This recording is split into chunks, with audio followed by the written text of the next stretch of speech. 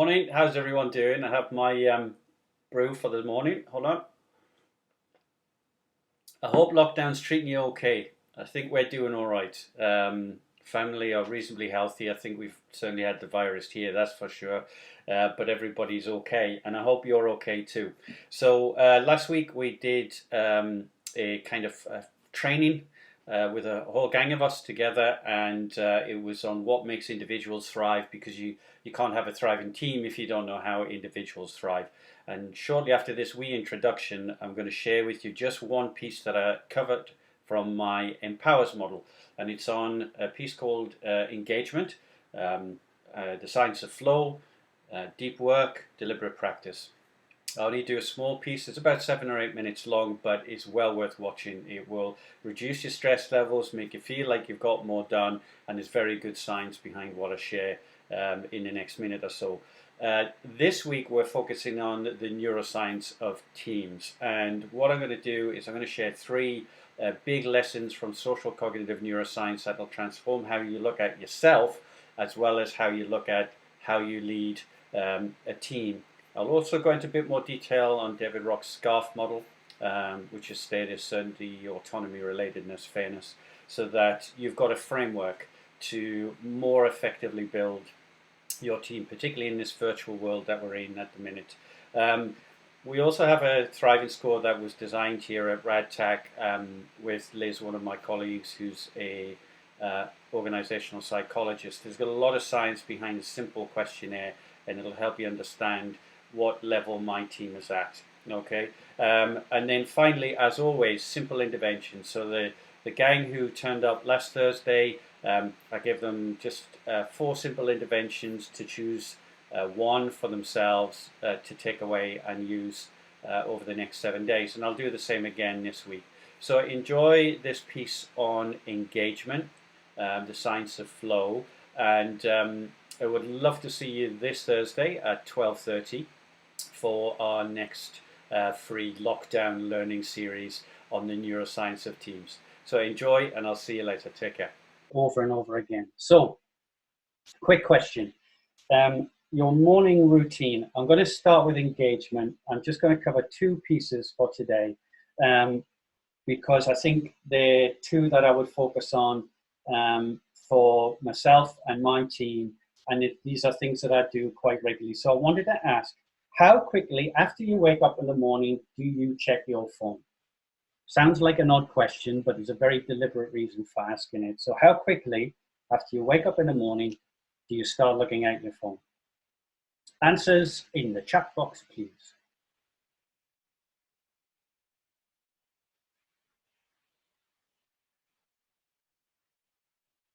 We'll give that a second or 2.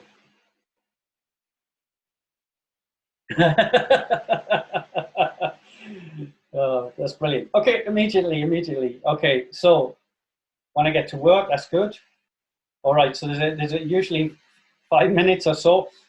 Now, the reason I ask is because there's a lady called Professor Gloria Mark. She's a professor of informatics in Berkeley University, and she talks about this habit of distraction. And so what tends to happen is, I'm sure for all of us, we look at these devices and we start seeing little red numbers next to icons, and we get drawn into that world with WhatsApp, Slack, messages, emails, and so on. And what we now are starting to understand is that it drags the brain into distraction. And what Gloria has managed to do by tracking people's PCs is in an office environment anyway, every 3 minutes people get distracted, and it takes over 20 minutes to get back to the job at hand. Now, the problem is that when people get distracted and then go back to the task at hand, they unconsciously speed up and they start producing stress chemicals. And cortisol, which is one of the chemicals that's produced when we're a bit stressed, inhibits oxytocin, which has a negative impact on our ability to collaborate and work well with other people. Now, here's the thing. With virtual workers, what I tend to find is that they have their connected technology on all of the time. So they'll have Slack running pretty much constantly, whatever other instant messaging platform that you're using in-house. We have Favro. We have a number of tools just in our organization that ping you messages regularly. And so the problem is that with that is that people are in this constant state of distraction, and it unconsciously increases their stress level. So that negatively impacts things like well-being, productivity, the quality of productivity, collaboration and engagement. So this is why I wanted to focus on engagement, particularly today. So I wanted to share with you a really fascinating kind of story from the Navy SEALs. It's Jamie Wheel who did the original story. So the SEALs in America had a bit of a problem. Every time they went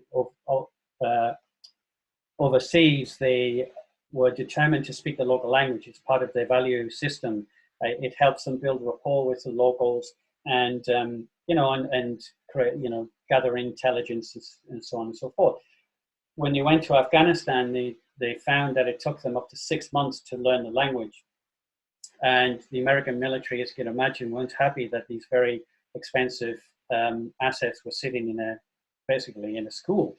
So what they did is they put these guys into sensory deprivation chambers, which are basically like big, giant plastic eggs full with saline water. So your body just floats naturally. The water is exactly at body temperature, so you lose all physical sensation.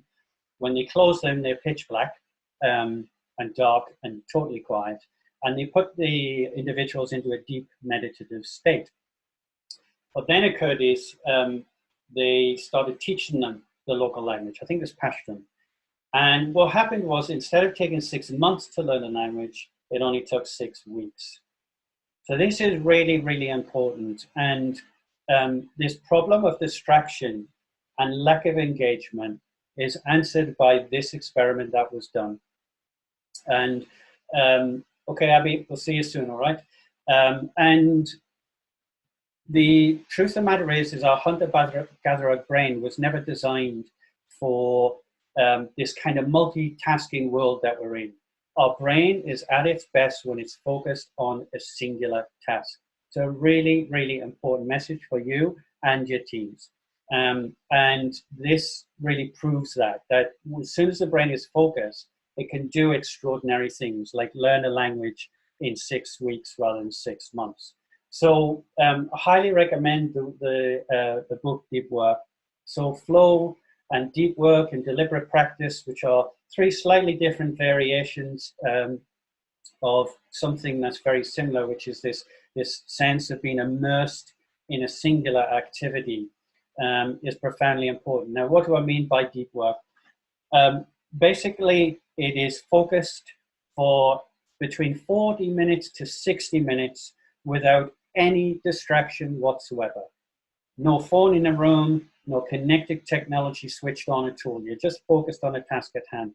And if a lot of your team are, engineers and coding and stuff like that, then they've already got a high cognitive load. And it's really important that they understand that these tools, which are brilliant, also have a downside. So 40 minutes, 0 distraction, high intensity work.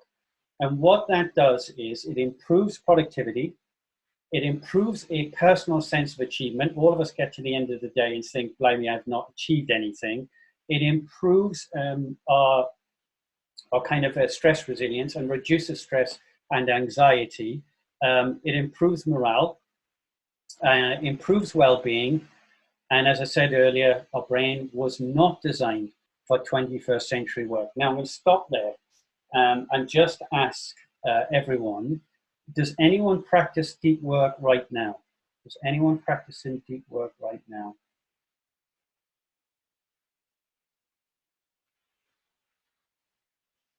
Okay.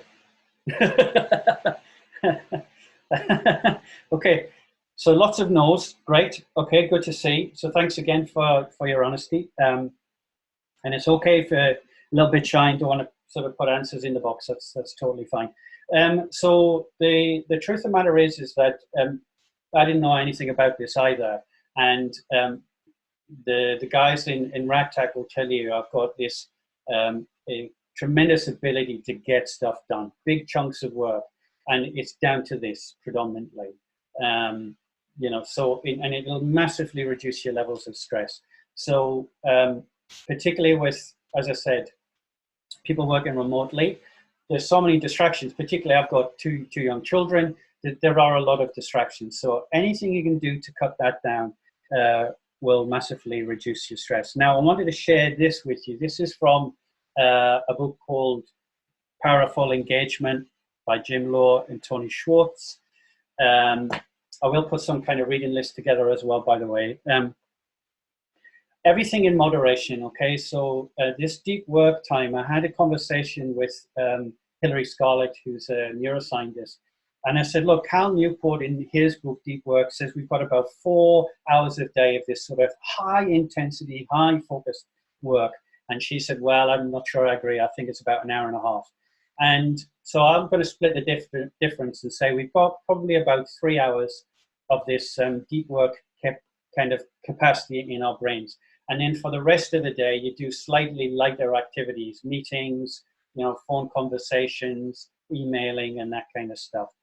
So what tends to happen is most of us get into work and we sit down in our home office at the minute and we see our inbox, and immediately our stress levels start to rise as the day goes, as the volume of stuff we deal with. And now, because we're remote, we're having literally back-to-back meetings, and we can see the stuff we're not doing, and so unconsciously our stress levels are rising, and at the end of the day we drink a bottle of wine and then we all relax. Now it's a huge kind of exaggeration, but in many respects that's what we tend to do. The problem with that is over time it's toxic. Our brain, like the rest of our body, was not designed to do a 12-hour-a-day workout. We wouldn't go to the gym for 12 hours, and yet that's what we tend to do with our brains. So the key with this deep work thing, to get it right, is to make sure that after you've tried your first 40 to sort of 60-minute deep work session, you have a bit of recovery time. 15 to 20-minute break with water and a healthy snack. Okay, so that's just trying to balance this, because what people then try to do is they try and do deep work one after the other, and that's classic kind of burnout behavior. We are much more able to deal with that intense work if we have recovery. So from David, good question, how does exercise influence deep work? Well, exercise is about, for me, it's a way of switching the brain off. So I think the best way to answer this is to say, as a recovery mechanism from intensity, I think it's a brilliant tool. So what I'll do after this, because I'm fully focused on this, is I'll get on my road bike and I'll just do a quick half-hour ride, and that totally refreshes me. Another thing you can do, believe it or not, is Juggle. Now, why am I saying that? What it does is it activates a different part of your brain, and it relaxes the sort of part of the prefrontal cortex that has been working out too. So, right, great. So this is what David does as well. Exercise, I could talk about exercise as a separate topic for a day, but one thing I'd strongly suggest everyone does is get any form of exercise you can, because it is about brain health. So in studies on depression, with people taking medication versus people taking exercise wins every single time. It is like exercise, because we were hunter-gatherers running around, it's our sort of bio-neurology is designed to work with this kind of bioengineering of the body. So it's a great question, and thanks so much for answering it. So that's the first thing I wanted to talk about: engagement. So deep work and recovery time, strategic recovery time. Burnout, stress isn't really the issue per se. It's lack of adequate recovery.